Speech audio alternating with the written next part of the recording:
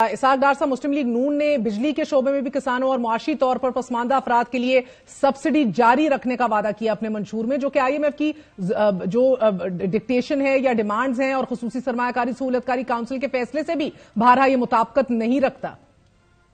I am F جو ہے وہ نان بجٹڈ سبسڈی کے خلاف ہے، نمبر ایک۔ نمبر دو، آپ نے اوور آل اگر آپ بجٹ کر رہے ہیں سبسڈی تو پھر اوور آل باقی انڈیکیٹرز، فسکل ڈیفیسٹ، ساری چیزیں وہ آپ سے طے شدہ ہوتی ہے، یہ ادھر ہوگا، یہ یہاں ہوگا، آپ اتنے ریونیو اکٹھا آپ کا ٹارگٹ ہوگا وغیرہ وغیرہ، اور آپ کے اخراجات یہ ہوں گے، ساری چیزیں۔ تو میں گزارش یہ کر رہا ہوں کہ اس وقت 20 سبسڈی دی جا رہی ہے اور کئی شعبوں میں جو سبسڈی ہے، اور خصوصاً جو ہمارے یونٹس استعمال کرنے والے لوگ اور ساتھی اور بہن بھائی ہیں، وہ ایک لائف لائن کنزیومر ہوتے ہیں، ان کو اسپیشل ریٹ پہ بہت کاسٹ سے بھی بہت کم آج بھی بجلی مل رہی ہے، اور پھر ایک پروٹیکٹڈ ہوتے ہیں جو کہ جن کی کنزمپشن 6 مہینے میں کراس اس کو جو پیرامیٹر اس سے بھی زیادہ ہوتی ہے، اور وہ اس کو اس کے اندر نہیں رکھتے، ان کے لیے ایک ڈفرنٹ ریٹ ہوتا ہے، وہ بھی بہت کم ہوتا ہے۔ تو ایک پروٹیکٹڈ کیٹیگری ہے، ایک لائف لائن کیٹیگری۔ ان دونوں کا جو ڈفرینشل ہے، جو کہ کاسٹ ہے پر یونٹ، اور جو ان کو چارج کرتے ہیں، اس کا بجٹ میں باقاعدہ پروویژن کی جاتی ہے کہ وہ بجٹ جو ہے وزارت خزانہ وہ اس کو ری ایمبرس کرے گی، اور وہ ہوتا ہے۔ اور اس سال میں بھی مختلف مدوں میں 976 ارب کی سبسڈی بجلی کے حوالے سے موجود ہے اس وقت بھی، اس پورے سال میں۔ جی سر، مگر مسلم لیگ ایک طرف آپ کہہ رہے ہیں کہ سبسڈائز یہ دے دیں گے، اس کو ارینج کر لیں گے، لیکن دوسری طرف ریونیو اسکیم کے حوالے سے بھی کچھ نئی کانفیڈنس سے کہا جا سکتا۔ نون لیگ نے پاکستان کے انتہائی کم tax to G D P کا جو ہمارا تناسب ہے اس کو بڑھانے کے لیے جارحانہ اہداف بھی سیٹ نہیں کیے۔ آپ نے 2029 کے آخر تک اس تناسب کو 10.4% سے بڑھا کر 13.5% کا وعدہ صرف کیا ہے، کہ جو صرف 0.7% ہے سالانہ۔ You think that's enough? نہیں، مہر بی بی، یہ بھی بتائیں نا ویورز کو کہ ہم نے 9.5 سے 2013 میں لے کے ہم نے tax to G D P جو ہے وہ 13.5 پہ چھوڑا تھا، اور اب وہ گرتا گرتا پھر دوبارہ 9.5 پہ آ گیا عمران خان صاحب کی حکومت میں، اور ہم اس کو دوبارہ میں نے آپ کو پہلے کہا کہ ہم ریئلسٹک نمبر دے رہے تاکہ وہ ہم ضرور ڈیلیور کریں۔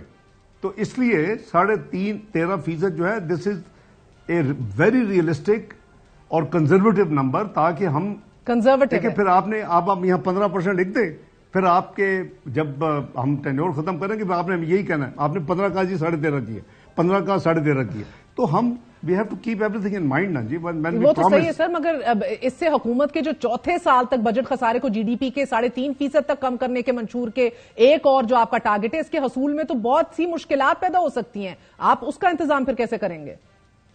نہیں، کوئی مشکلات نہیں ہوگی۔ if the revenue increases there should not be any problem۔ یہ ہمارا ڈونٹ فرگیٹ کہ صرف ہمارا جو ریونیو فیڈرل گورنمنٹ کا ہے وہ صرف ٹیکسز نہیں ہے، نان ٹیکس ریونیو آلسو۔ تو ہماری کمپریہنسو ورکنگ کے بیسس پہ یہ مینیفیسٹو ہے، یہ ہوا میں نہیں بنایا گیا کہ 10 پوائنٹ لکھیں اور قوم کو بتا دیں 8 کی ویسے سمجھ نہ آئے، اور 2 جو ہیں وہ ویسے ہی میں نے ایکسپلین کر دی ہیں، 300 یونٹ اور پھر ڈبل سیلری، وہ 14% انکریز دیں گے آپ، انفلیشن 20% ہے سالانہ تو ڈبل ہو جائے گی۔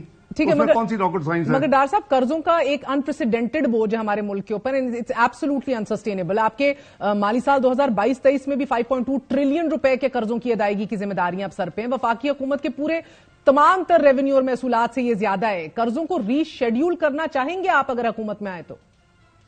بالکل نہیں، جہاں ضرورت نہیں ہوگی بالکل نہیں کرنا چاہیے۔ اور ڈیٹ سروسنگ جو ہے اس کی مین جو کلپریٹ ہے اس کے پیچھے وہ 22% انٹرسٹ ریٹ ہے۔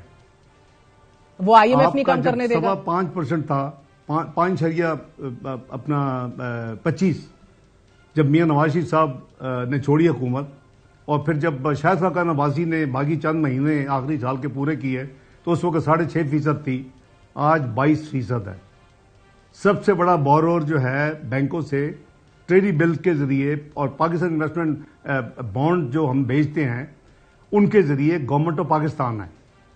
تو یہ ملک جو 2000 ارب سے کم میاں نواز شریف صاحب کی قیادت میں ڈیٹ سروسنگ کر رہا تھا وہ 8,000 ارب سے تجاوز کر چکا ہے. دیکھیں یہ ساری چیزوں کے سوال کے جواب ہیں. ہمیں وہ سائیکل کو توڑ کے واپس لانا ہے.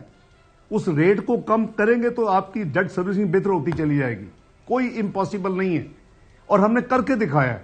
12% ایوریج انفلیشن تھی جب ہم آئے تھے پچھلے 2008-13 کی. ہم اس کو اپنا 4% کے قریب چھوڑ کے گئے. فوڈ انفلیشن 2% سے ذرا زیادہ تھی. تو یہ چیزیں ایک ہے کہ آپ ہوا میں بات کر رہے ہیں, ایک ہے کہ ہم اپنی پرفارمنس کے بیس کے اوپر وعدے کر رہے ہیں. تو میرا خیال ہے کہ غالباً. مگر سر مجھے بتائیے گا ماشاءاللہ بڑے عقل مند ہیں.